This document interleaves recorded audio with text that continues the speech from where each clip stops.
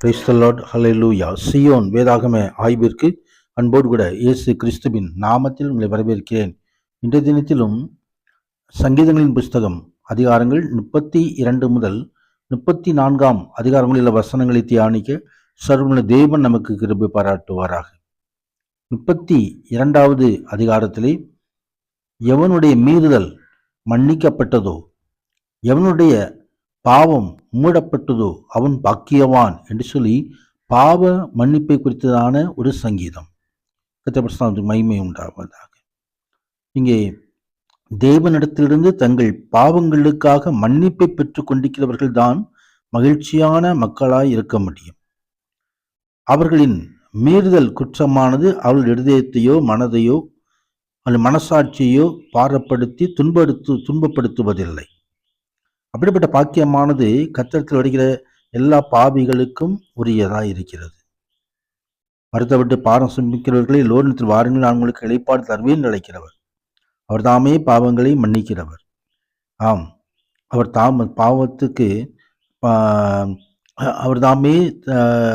பாவத்துக்கு பரிகாரமாய் தன்னை ஒப்பு கொடுத்தவர்.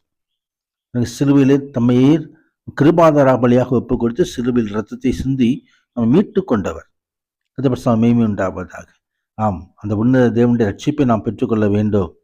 கர்த்தருக்கு உண்டாவதாக. இந்த சங்கீதக்காரர் ஆண்டோடைய சமூகத்திலே பாவங்களை அறிக்கையிட்டு பாவ மன்னிப்பை பெற்றுக்கொள்வதான ஒரு காரியத்தை குறித்து பார்க்கிறோம். நான் என் அக்கிரமத்தை மறைக்காமல் என் பாவத்தை உமக்கு அறிவித்தேன், என் மீறுதல்களை கர்த்தருக்கு அறிக்கையிடுவேன் என்றேன். தேவனே, என் பாவத்தின் தோஷத்தை மன்னித்தீர். எனவே ஆண்டவர் பாவத்தை மன்னித்து இரத்தத்தினாலே கழுவி நீதிமான்களாக்குகிறார். நீதிமான்களே, கர்த்தருக்குள் மகிழ்ந்து கலிகூறுங்கள், செம்மையான இருதயமுள்ளவர்களே, நீங்கள் எல்லோரும் ஆனந்த முழக்கம் இடுங்கள் என்று எழுதியிருக்கிறதை நாம் பார்க்கிறோம். மகிமை என்றால் 33வது அதிகாரத்திலும் அந்த வசனம் அப்படி தொடர்கிறது. நீதிமான்களே, கர்த்தருக்குள் கலிகூறுங்கள், துதி செய்வது செம்மையானவர்களுக்கு தகும். துதியின் சங்கீதமாய், ஸ்தோத்திர சங்கீதமாய் இது கொடுக்கப்பட்டிருக்கிறது. கர்த்தருக்கு மகிமை உண்டாவதாக. இந்த 33வது அதிகாரத்திலே இந்த 12வது வசனத்திலே கர்த்தரை தங்களுக்கு தெய்வமாய் கொண்ட ஜாதியும் நமக்கு சுதந்திரமாக தெரிந்து கொண்ட ஜனமும் பாக்கியம் உள்ளது என்று எழுதப்பட்டிருக்கிறது நாம் பார்க்க முடியும்.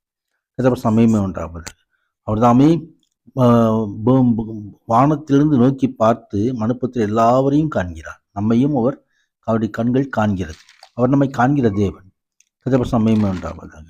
ஆம், ஆண்டவர் தாமே இங்கே சொல்கிறதான ஒரு காரியம், தமக்கு பயந்து தமக்கு கிருபைக்கு காத்திருக்கிற ஆத்மாக்களை மரணத்துக்கு விலக்கி விடுவிக்கவும் பஞ்சத்தில் அவர்களை உயிரோடே காக்கவும் கர்த்தருடைய கண் அவர்கள் மேல் நோக்கமாயிருக்கிறது. கர்த்தருக்கு மகிமை. ஆண்டவருடைய கிருபைக்கு நாம் காத்திருக்க வேண்டும். கர்த்தருக்கு மகிமை. தாழ்மையுள்ளவனுக்கு ஆண்டவர் கிருபையை கொடுக்கிறார். அந்த கிருபை நம்மை பலப்படுத்தும், அந்த கிருபை நம்மை மேன்மைப்படுத்தும். கர்த்தருடைய கண்கள் அவர்கள் பயந்திருக்கிறார்களோ அவர்கள் மீது நோக்கமாய் கர்த்தர் சமூகத்தில் தன்னை தாழ்த்தி பயந்திருக்கிறவர்கள் அவர்கள் கிருபையை பெற்றுக் கொள்ளுவார்கள். அந்த கிருபையின் ஆசீர்வாதங்களை சுதந்திரித்துக் கொள்ளுவார்கள். அவர்கள் ஆத்துமாக்களை மரணத்துக்கு விளைவிக்கி ஆண்டவர் தாமே விடுவிப்பார்.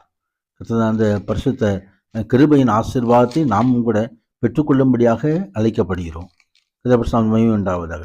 தொடர்ந்து 34வது அதிகாரத்திலே கர்த்தரை நான் எக்காலத்திலும் ஸ்தோத்திரிப்பேன், துதி எப்போது என் வாயில் இருக்கும் என்று அபிலமுக்கு முன்பதாக பேசமாடின தாவீது அங்கே துரத்து விடப்படுகையிலே பாடினதான ஒரு சங்கீதம். பிராணனுக்கு உத்தரவாதமில்லாத ஒரு இடத்துல, உயிருக்கு ஆபத்தான ஒரு இடத்துல ஆண்டவர் தாமே இந்த தாவீது விடுவித்தார். அபிமெலேக்கு பெலிஸ்தரின் ராஜா, அந்த ராஜாவின் கையில் ஒரு நாள் போய் தாவீது சிக்கி கொண்டார்.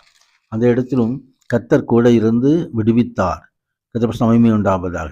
அந்த சங்கீதக்காரர் இப்படி எழுதுகிறார், கர்த்தர் தூதன் அவருக்கு பயந்தவர்களுக்கு பாளையம் இறங்கி விடுவிக்கிறார். கர்த்தர் நல்ல விரும்பி ருசித்து பாருங்கள், மேல் நம்பிக்கையாக இருக்கிற மனுஷன் பாக்கியவான். கர்த்தர் விடுதலை தருகிற தேவன். கர்த்தர் அவருக்கு பயந்தவர்களுக்கு குறைவில்லை, அவரையும் ஆசீர்வதிக்கிற தேவன். அவர் நல்லவர் என்பதை ருசித்து பார்க்கும்படியாக அழைக்கப்படுகிறோம். கர்த்தர் மகிமை உண்டாவதாக. இந்த வசனங்களை நாம் தியானிக்கும் பொழுதும் எத்தனை துன்பங்கள் நமக்கு வந்தாலும் கர்த்தர் விடுவித்து நம்ம காக்கிற தேவனை பற்றிக்கொள்ளும் உண்மையான தேவன் தான் எப்படியா நம்மை ஆசீர்வதிப்பாராக.